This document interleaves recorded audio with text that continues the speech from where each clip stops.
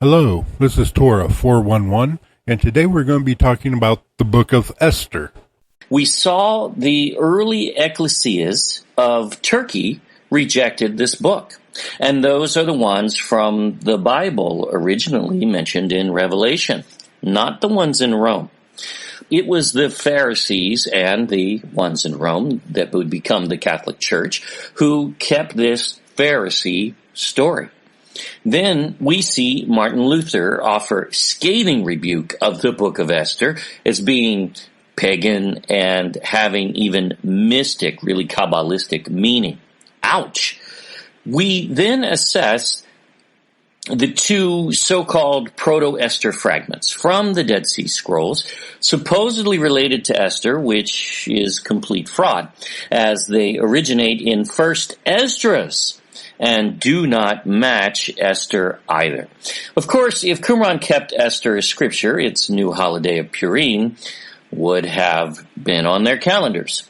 There are several, and it is just not there. But what about the story itself?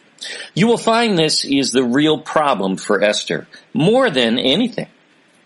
We will vet in this video whether the actual story rings true or not, even in comparison to the book written at the same exact time, period. In fact, the same year, we'll show you, as Esther before she entered the palace. Does it match the Bible timeline? Is the story itself even true, or are there other writings actually documented as scripture during that same period which say the opposite? Let's test this and see what we find. For starters, Esther begins with the time in which the story is set during the reign of the Persian king Ahasuerus, who is grandson of Darius the Great. Ahasuerus is Artaxerxes. They are the same, and we'll show you. We know this must be the case, and anyone trying to move this date, which is the only way they try to overcome this, and it's pretty pathetic, has to deal with the fact that Cyrus and his son Cambyses did not have their capitals in Susan or Shushan. They were in Ecbatana and Pasargadae. It was Darius I who moved the capital to Susan, and that means this is his grandson Artaxerxes, period. Remember, prior to this, Persia showed support for Jerusalem, and we'll cover this, as Cyrus the Great first decreed the Second Temple to be constructed, and the first migration of Hebrews returned to Jerusalem and Yehudia.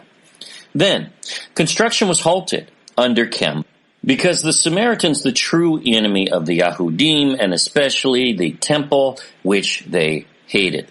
Then, during King Darius, the temple was completed with another wave of lost tribes returning with Zerubbabel. Again, that story in First Esdras especially.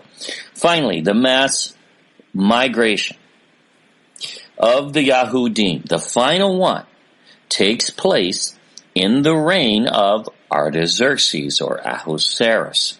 Yet, that is not only missing from Esther's story. It is as if the writer does not even know it, because perhaps they are not one of them. The Pharisee Flavius Josephus agrees Artaxerxes, grandson of Darius I and son of Xerxes, is the king during the story of Esther, as does anyone who can actually read and reason. Now, let's discuss timelines here, because from the beginning, Esther's story is very troubled with problems. We'll cover those affiliated with the occult in the next video, but here there are major issues just with the story itself. Esther lays out a timeline, and that is the problem with the story. It doesn't work. See, Esther was taken into the palace of Artaxerxes in the 7th year of his reign, in the 10th month, which on our modern calendar is December, January. Now we'll deal with why that month December, as well as her name in the next video. But the 7th year, 10th month, remember that. Her story began in preparation as she entered the harem as a concubine a year earlier. Enter first Esdras, the actual Bible story referenced in the so-called Proto-Esther fragments represented in fraud. They are Proto-First Esdras. This is Ezra. Esdras in basically the Greek, and Latin is the form of Ezra. Same guy. He is a prophet, not a concubine. He worships Yahuwah directly and very overtly, and is a master in knowing Yahuwah's law. Gee, maybe we want to listen to him instead of the concubine story, written by an anonymous author. No one knows who it was, and someone who doesn't even know the Bible. But anyway, he wrote scripture, even 2 books of the modern Old Testament canon, as well as 2 that are in some modern Bibles today, known as 1st and 2nd Esdras, but not others. Of course, it's not in all Bibles. It was in the 1611 King James, and we will vet that in videos as well. Yet, we just proved 1st Esdras is found in the Dead Sea Scrolls, at least as Proto. Now that's huge. What was Esther's date? Because she's not in the Dead Sea Scrolls, not even as Proto. Got that. What's the date that she was taken into the palace of the king for the first time? Okay, 7th year of Artaxerxes, 10th month. Got that? Oh look, here's Ezra, who led the return of the final mass migration of the lost tribes of Israel to Yahudia, and they arrived there the same year in the 5th month. 5 comes before 10. They're there. Wait. But they left Babylon, Persia, on the 1st month of that same year. What year are we in? The same year as Esther, the 7th year of Artaxerxes. Both the same. So prior to Esther, this is the atmosphere in Persia for the Yahudim. Are they hated? No. They are already being honored. This is ridiculous. The whole story makes no sense. Now something's very wrong here already.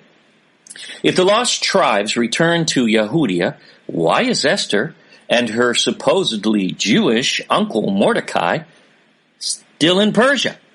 Well, if they were there, if this were even true, they would have returned indeed if they were pious.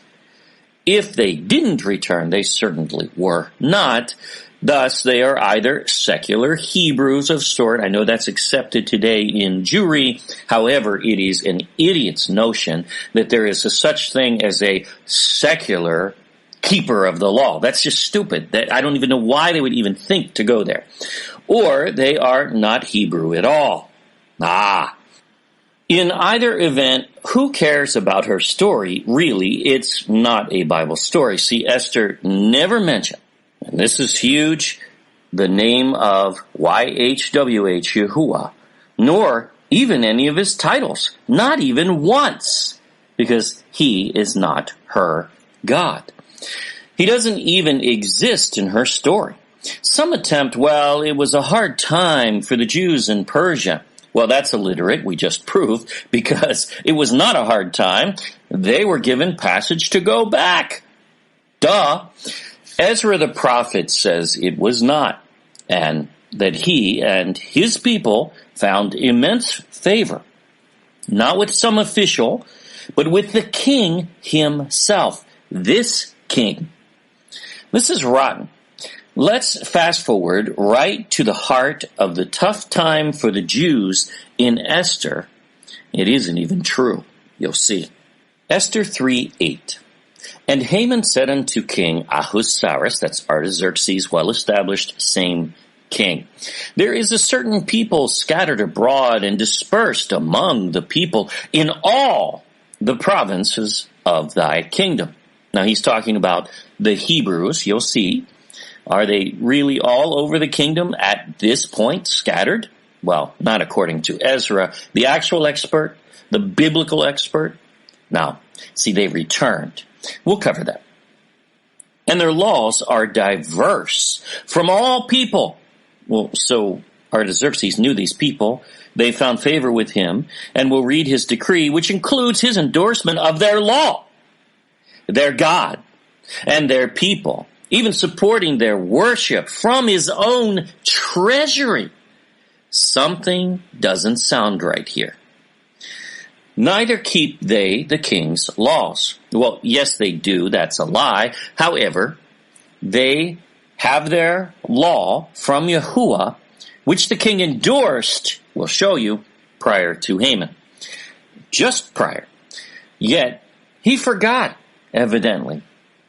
One would have to forget that he greatly feared the wrath of Yahuwah, which is why he supported the Hebrews, and even promised that on anyone opposing the Yahudim, they would receive punishment even unto death.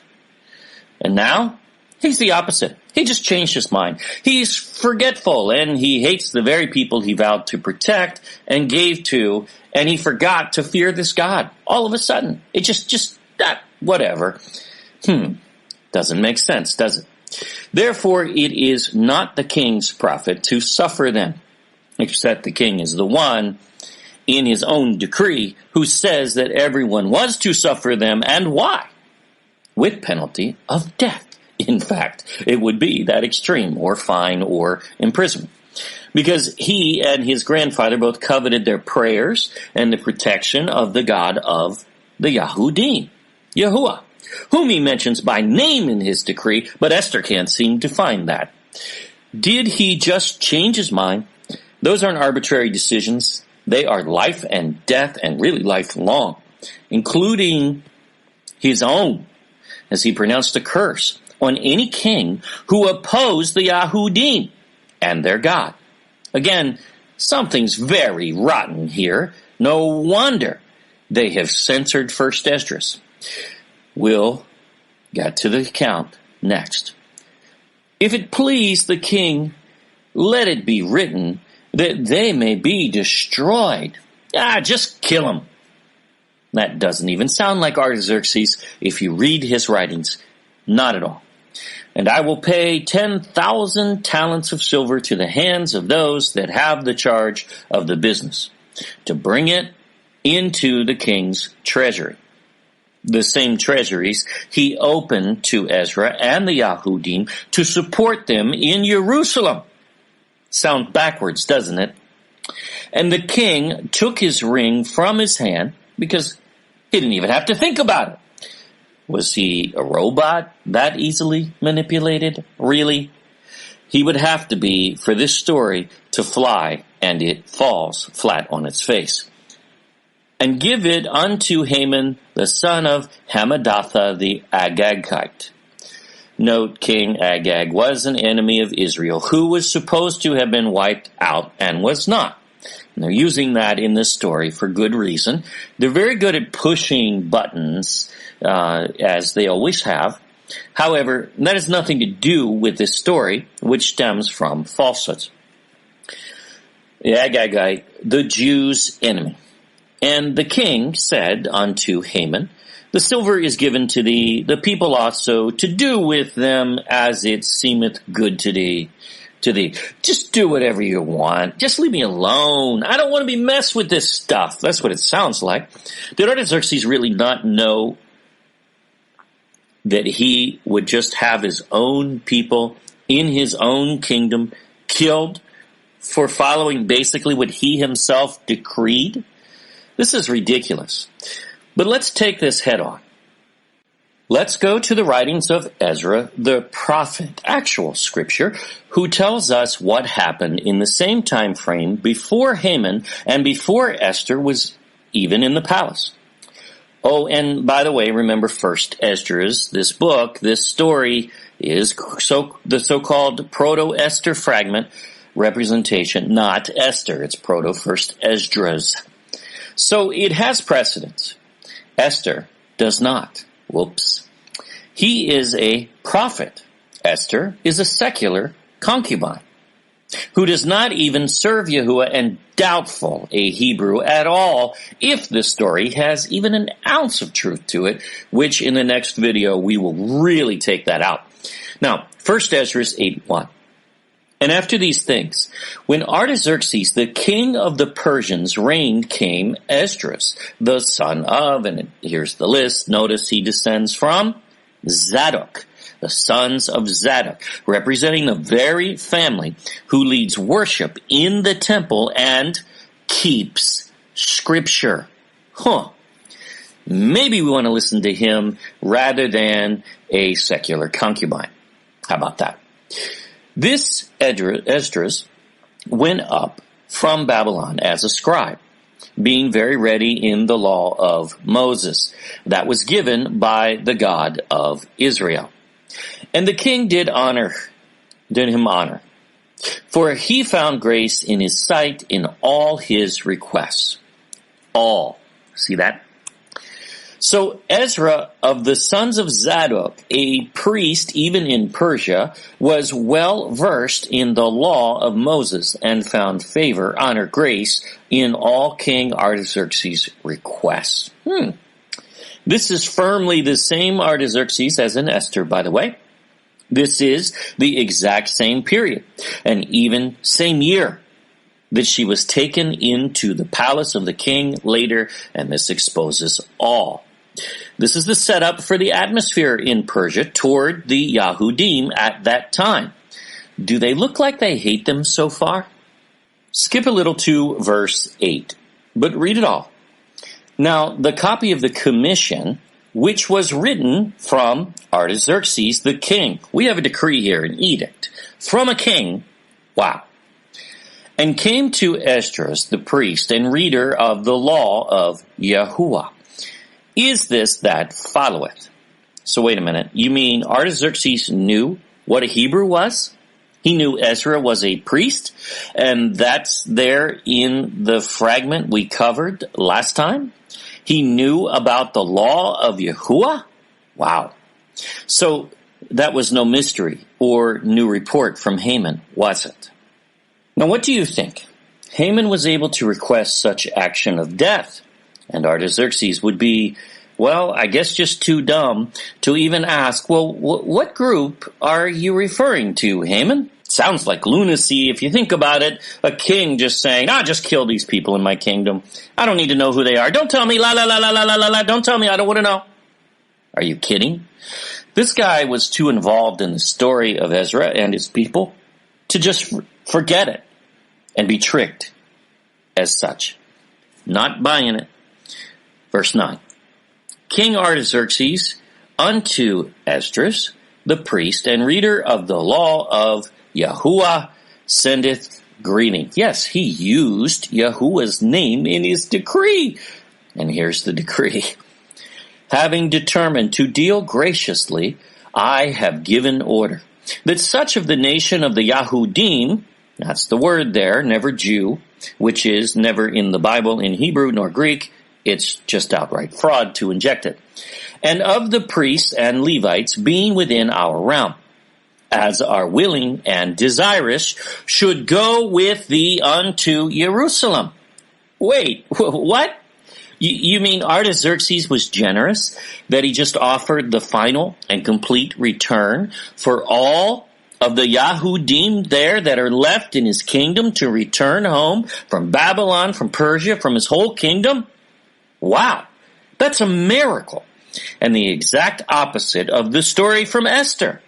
Remember, this is before Esther even entered the palace, but essentially the same year. As many, therefore, as have a mind thereunto, so everybody that wants to, let them depart with thee. Let them go with you, as it hath seemed good both to me and my 7 friends, the counselors. Now it's funny, Esther never mentions these 7 friends of the king, whom with the king all support the nation of the Yahudim and their return, and even funded it. And they also supported their worship and even their law. Now you'll see, it's very clear. Verse 12. That they may look unto the affairs of Yahudia and Jerusalem, agreeably to that which is in the law of Yahuwah. What? Thus Artaxerxes decreed that they follow the law of Yahuwah. That's his decree. Got that? Esther is a lie. 13. And carry the gifts unto Yahuwah of Israel to Jerusalem, which I and my friends have vowed. Wow, they're giving to the whole worship. They're giving to the God of Israel. And all the gold and silver that in the country of Babylon can be found to Yahuwah in Jerusalem. Whoa. So he put his money where his mouth is. He gave a fortune to the Yahudim and Ezra to do what? Well, to worship Yahuwah, their God, and carry out his law, specifically. Now he knew this law, he approved of this law and their ways, and he decreed that they keep Yahuwah's law. Thus, Haman's account is fraud. Verse 14. With that also which is given of the people for the temple of Yahuwah, their Elohim, at Jerusalem, and that silver and gold may be collected for bullocks, rams, and lambs, and things thereunto appertaining, so he's funding the temple worship, to the end that they may offer sacrifices unto Yahuwah upon the altar of Yahuwah their Elohim, which is in Jerusalem. Not only does Artaxerxes use Most High, by the way, for the Elohim of Israel, he knows and uses even his name, Yahuwah, in writing. See that?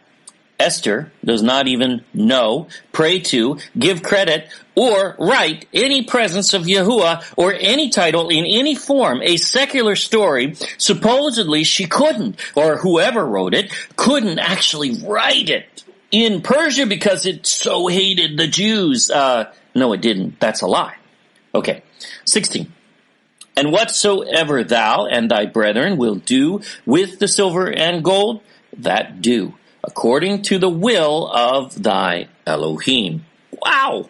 And the holy vessels of Yahuwah, there it is again, which are given thee for the use of the temple and thy Elohim. Remember, they already had the holy vessels that came from the temple. They were returned under Darius 2 generations earlier. So this is a further continued gift. Which is in Jerusalem, thou shalt set before thy Elohim in Jerusalem. In other words, Ezra, you are to worship your Elohim the way you did before, unhindered, unrestrained. Restore his ways and his law. Talk about an endorsement. But this guy, well, no, he just forgets that he did all this, just completely forgot. And whatsoever thing else thou shalt remember for the use of the temple of thy Elohim, thou shalt give it out of the king's treasury. What? So anything else, you need to conduct worship to Yahuwah and restoring his ways and his law and his temple. Well, you have a blank check, Ezra, for anything you need out of my treasury. But I'm going to forget that. Yeah, because I don't really care about money. And, I just kind of say things and just completely forget tomorrow. So, I'm going to forget this in just a few months. So, but yeah, go ahead. Right. I'll pay for it, he says, but I will change my mind. Right. That's the story of Esther, the opposite of the Bible. Anything sound logical about it? Persian history more agrees with First Esdras, and you will find nothing of this story of Esther except rejection from the first century and Messiah himself even. Now, 19. And I, King Artaxerxes, have also commanded the keepers of the treasuries in Syria and Phoenicia that whatsoever Ezra, the priest and the reader of the law of the Most High, Elohim, there it is, Most High, we saw that in the fragment, was Artaxerxes aware of the law of the Hebrews? You better believe he was. Of course he was. The Haman story is a lie. Shall send for, they should give it him with speed, right away, immediately. These are the true enemies of Israel, by the way. That's Samaria. Syria and Phoenicia. That's Samaria. They're the ones that wrote the letters. They tried to shut down the temple moving forward twice. So this isn't new, okay? This rivalry goes all the way back and will continue until the very end times. These are the same who attacked the temple in 165 BC, called the Hasmoneans, who were from Samaria. They're from Samaria. They're from the territory of Dan. Dan is not in Yehuda. Doesn't work. So they were foreigners coming in, and what did they do? They took the temple. They stole it. They usurped the priesthood and exiled the temple priests into the wilderness of what we call Qumran today, a fraudulent Muslim name continued when it's very easy to prove with scripture and especially maps from the oldest of Israel all the way to 1901 that area is called Bethabara, where John the Baptist lived and operated and where Messiah was baptized and visited other times. See, those true priests of Yahuwah continued to keep scripture, including, we now know, at least 2 proto-First Esdras fragments, and likely more. Now we'll get to Second Esdras in time as well. To the sum of 100 talents of silver, likewise also of wheat, even to 100 cores, and 100 pieces of wine, and other things in abundance. Now, this gets real. You are gonna be shocked by this in light of the Esther story. Talk about bizarro world, oppositeville, wow. Still, Artaxerxes writing in his decree. By the way, they didn't have speechwriters back then. He had scribes to write it, but it was not their making this up. It was dictation of his words, and it better be, because he would take their head otherwise. Now, this is not debatable, and Esther is finished on this point. Let all things, hear that, be performed after the law of Elohim diligently. Whoa! Yahuwah's law. Really? Ezra, follow the law of your Elohim. Period. This is a decree in writing from Artaxerxes. Unto the Most High, there he goes again, Elohim, that wrath come not upon the kingdom of the king and his sons. Ah, there you have it. See, as well as Darius and really Cyrus, these Persian kings knew and believed that Yahuwah was in fact the most powerful of Elohim. That again is not debatable because they write it in their own writings. They feared him, and they knew that Cyrus's rise of the Persian Empire was a match to Daniel's prophecy even. That was an endorsement as they took it, even though, of course, Yahuwah was not endorsing them nor their ways. He was just saying, this is what's going to happen. And it's actually the evil empire. So, no, it doesn't work. But still, they credited Yahuwah for their rise, which indeed he allowed, and prophesied, though they were never true servants of him. Any scholar claiming they were, and you will find such, doesn't know Persian history in the slightest. Darius and Artaxerxes especially were Zoroastrians, not followers of the Bible. What drove them was their fear. That's what's here. That this Elohim says things and they come to pass. And they know it firsthand. So this is a living Elohim. 22. I, still Artaxerxes the king here, command you also that you require no tax nor any other imposition of any of the priests or Levites or holy singers or porters or ministers of the temple. He is not going to get in the way of their worship because he respects it and he fears their God. Now, that is not someone who just turns around and changes their mind, or of any that have doings in this temple, and that no man have authority. No man have authority. Hello, Haman is no man. In fact, he's fiction, so he really is no man. But no man has the authority to impose anything upon them. Anything upon them. Now, making the leaders of worship tax exempt, no man has authority to impose anything upon them, except, well, supposedly he changed his mind on this and turned on the polar opposite in Esther and gave that authority to Haman, which he decreed no one had. How about that? With penalty of his own throne, in fact, because he said that was the case. It's just is nonsense. 23. And thou, Ezra, according to the wisdom of Elohim. He's still talking about Yahuwah and now his law specifically. You know, the law he supposedly knows nothing of and rejects when Haman comes to him with a scheme where he doesn't even ask, well, what people are you talking about, Haman? No, he doesn't care. Just kill him. Just kill him. It's okay. Ordain judges and justices. Oh, what? That they may judge who? What? What does it say? In all Syria and Phoenicia. Talk about a rub. This is going to be a big rub. They're now going to judge by their law, by the Bible, what we call the Bible, the Torah, in Samaria, which, by the way, is not following Torah, though they say they do, but again, they're the ones Yahushua will rebuke, called the Pharisees later. All those that know the law of thy God. See, he even recognized that Syria and Phoenicia, Samaria, actually did follow or know the law of Elohim, of Yahuwah.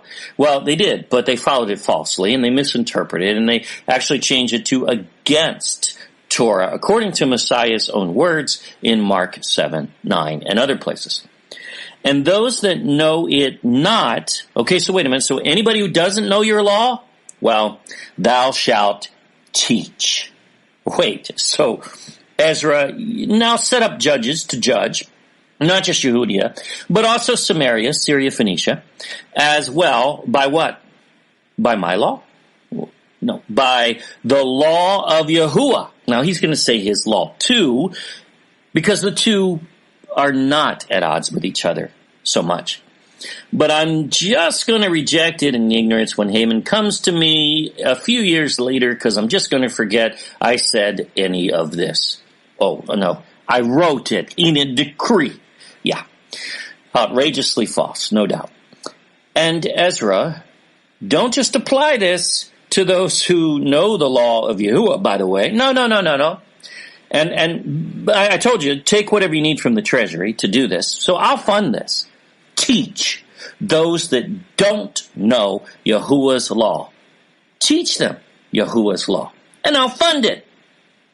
So does that king turn and reject a law he funded, even the teaching of? No. Oh, it gets better. 24. And whosoever shall transgress the law of thy Elohim, Yahuwah, and of the king, so this is both Yahuwah's law and his law, shall be punished diligently, whether it be by death or other punishment, by penalty of money or by imprisonment. Wow!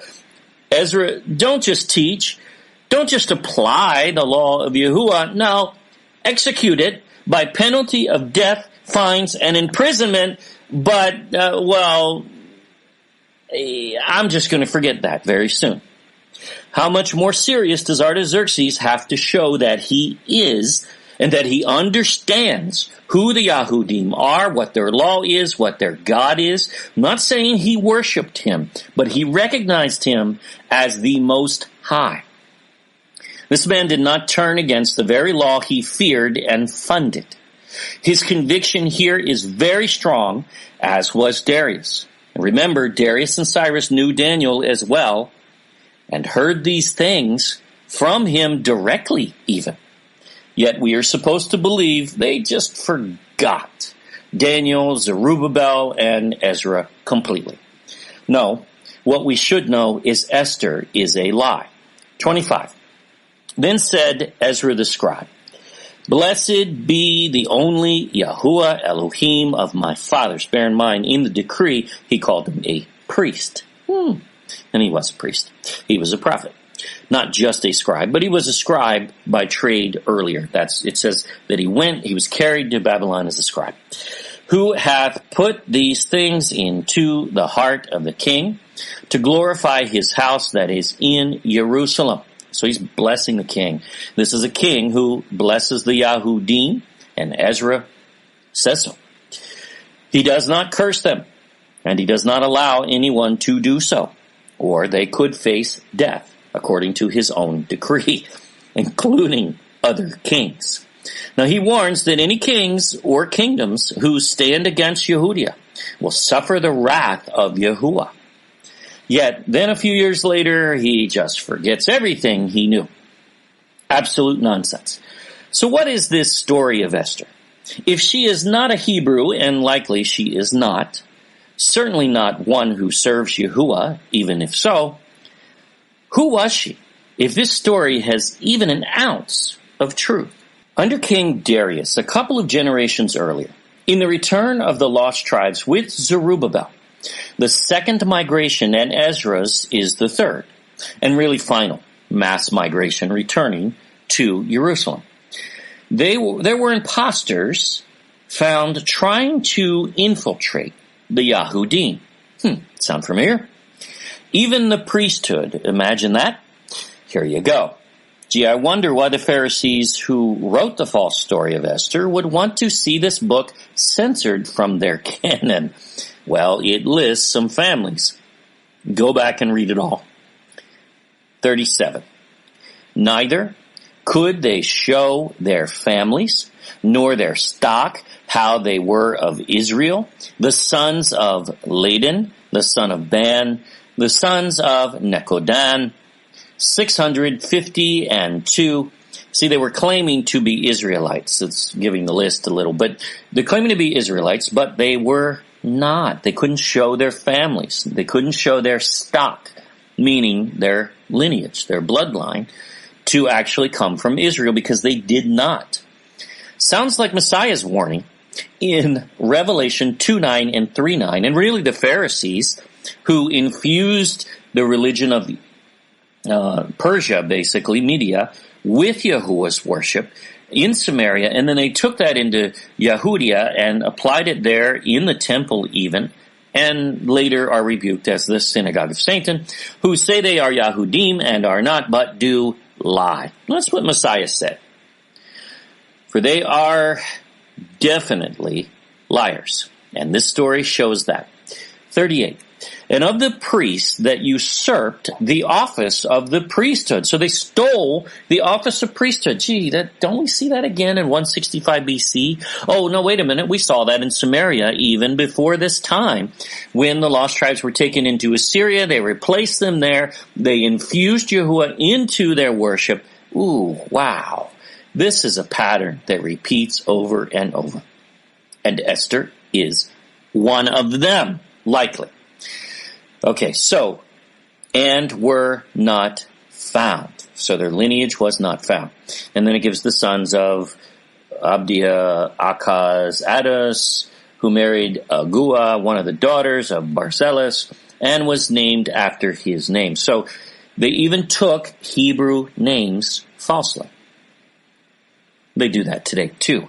Netanyahu instead of his Polish name. Yeah, gift of God he chose, his family chose. Yeah, nice. 39. And when the description of the kindred of these men was sought in the register, see, Israel kept track. They knew who were theirs and who was not. And was not found. They were removed from executing the office of the priesthood. Gotcha! They caught them. These were imposters. So what is the likelihood that really Esther is one of these imposters along with Mordecai, or at least the writer of her story, because she and Mordecai are fiction based on likely false gods, but we'll get there next video. If any of this story even happened, and again, likely it is false, Esther was no Yahuwah serving Hebrew nor Mordecai. Judaism dismisses that as there are many secular Jews today, and see, they just don't care because they have no commitment whatsoever to Yahuwah, to the Creator. He's not their God. In their mind, that's okay. In Yahuwah's, it is not only objectionable. They will be judged, and unless they are in relationship with Yahusha, yes, the Son, period, whom they rejected and still do, they will perish in hell. That's it. There is no other way, period. He is the only way, the truth, and the life. John 14:6. One last thing from Ezra. We mentioned this before. Once he returned, Ezra called for a gathering of all Yehudah, all Yehudah and Benjamin.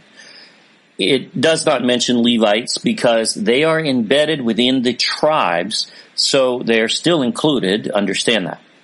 He said all of them of the captivity, which is everyone, by the way, must meet in Jerusalem within a few days of them. Anyone not showing would forfeit their cattle to the temple. Now, he was serious. Now, this is not enough time to get there from Babylon and Persia, meaning they were already returned. This is the final mass migration, and Yehudah returned already before Esther's story even got mostly underway. She wasn't even taken into the palace of the king yet. Now, it says all of Yehudah and Benjamin, including those Levites embedded who came to Jerusalem. All, within a few days. This appears to state that all were already returned. So why are Esther and Mordecai still in Persia? Additionally, why would Yahuwah protect them if they stayed, even if they were not secular, which they must be? They did not serve him, period.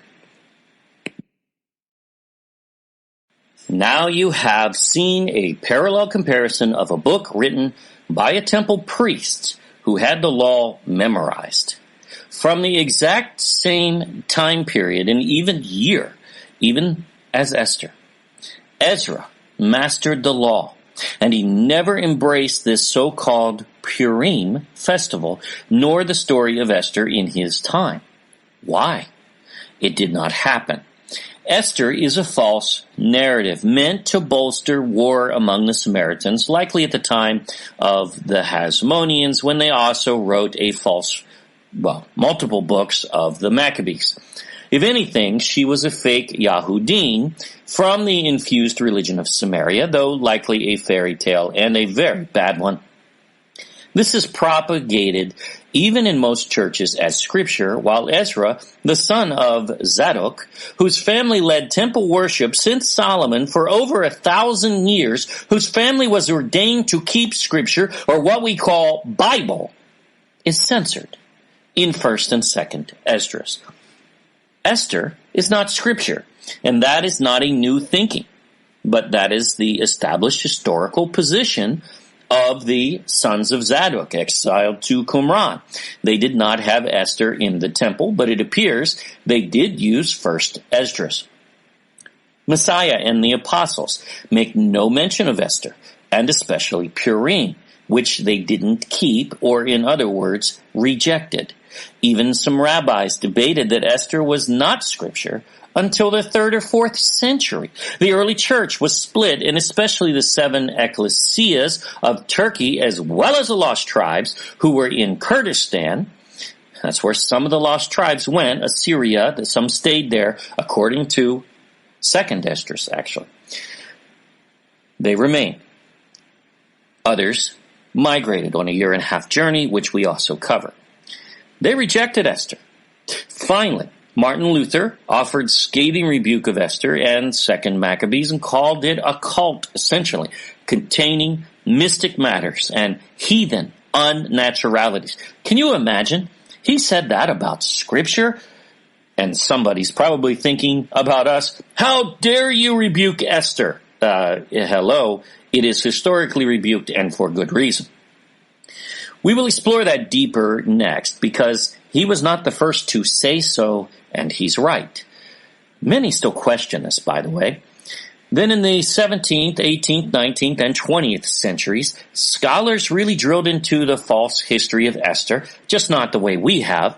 And some, even the story itself, but they'll just touch on it in tiptoe because it's in their Bible and they don't want to basically undermine their, faith. Their faith shouldn't be in false scripture anyway. Now, it's not Bible. It never mentions Yahuwah, even in a veiled reference, not even once. It doesn't belong anywhere near the scale of Scripture. It fails completely, utterly. I don't know how this could have ever been considered. And this tells you that the judgment of these Catholic councils is absolutely illiterate. They did not know what they were talking about. You don't take a book out of what the temple priests kept, which had been Scripture for, in that case, for 100 years, in the case of First Esdras, but others, such as Jubilees, over 1,000 years, well over 1,000 years. Here we saw the tone and tenor of Persia during Esther's time. Artaxerxes was not hostile to the Yahudim, nor would he allow others to be. That is important to understand. He endorsed their law, their ways, and even their God in an open public decree that fails Esther quickly. He funded their worship and even encouraged and commanded Ezra to teach the law of Yahuwah, execute it, apply it, demand that even Syria and Phoenicia, Samaria, apply it, and those who do not keep it, he decreed, penalty of death, fines, or imprisonment. Yet, we are supposed to believe all this changed from a book that is a clear lie about a secular concubine. Does that make sense? It is time to trash Esther out of the Bible canon. You can read it, however. We have no issue with that, and no one should. We shouldn't be applying censorship to any book, really. You can read the Satanic Bible. Go for it. It would be good for you to know and understand how the enemy thinks. We're supposed to know our enemy. It's okay to do that, but you do it with a foundation and with discernment. No one should be censoring books. We should be teaching discernment so that all may be able to see through occult tales like Esther, and that's how you do it. You have to kind of understand how they think in order to read a story and say, that looks occult. The church has failed at this today, and they even reject a host of books like Jubilees, like 1st and 2nd Esdras, which test as Scripture. And in that case of Jubilees, Torah even. Yes, we prove that. Read our book, The Book of Jubilees, the Torah Calendar. Available free in ebook at bookofjubilees.org, or you can purchase a print copy if you wish on Amazon and Shopee Philippines. The worship system today, just as in the first century, is controlled by the Pharisees. And that's very obvious. It is packed full of leaven. It is an odious stench in the nostrils of Yahuwah. And may we all learn to discern such. On this channel, you will get the facts. And yes, we will show disgust for what has been done, which is very fitting to these acts. Have you ever heard the saying, evil triumphs, when good men do nothing? Well, remember, the Pharisees were hunting, imprisoning, and killing the true early ecclesia, according to Paul, Luke, and others. Imagine what they were doing in the days of Constantine. James, really Jacob, brother of Messiah, was murdered by them even before the temple was destroyed. And the lost tribes were already scattered at that point. Paul admitted as a Pharisee, a former Pharisee. That's what he says. That's what Messiah says about him. And that is what Ananias says about him. What the witnesses on the road say about him. And what Luke says about him. But who would take any of their word? Just make up that no, he wasn't because I say so, which is what the anti-Paul movement does. He changed, and we do prove he was certainly an apostle, and not the son of perdition. Another Pharisee lie rising out of the Jesus Words Only movement, who only knows ridicule but cannot read. That's why he wants to throw all the words out, because he just can't read them. See, that's just teasing, but probably, you never know. Pharisees love their little movements, and that is a Pharisee movement, undoubtedly. Watch out for any movement. We are not starting one. We have no desire to be a part of one. This is not about getting people to be moved by emotion one time and saying a prayer and checking a box even. It is about the pursuit of a deep relationship with Yahuwah, which is the only way to salvation according to Matthew 7, John 15, and many other places, including the writings of Paul. Paul says we're running a race. But if you just say a prayer and check a box, you're not exactly running a race, are you? You're not even in relationship. You may continue at that point as a first step, but that's all that it is, and it is not a very good first step if we're not educating these people far more than that. Always remember to prove all things for yourself. Yah bless to everyone.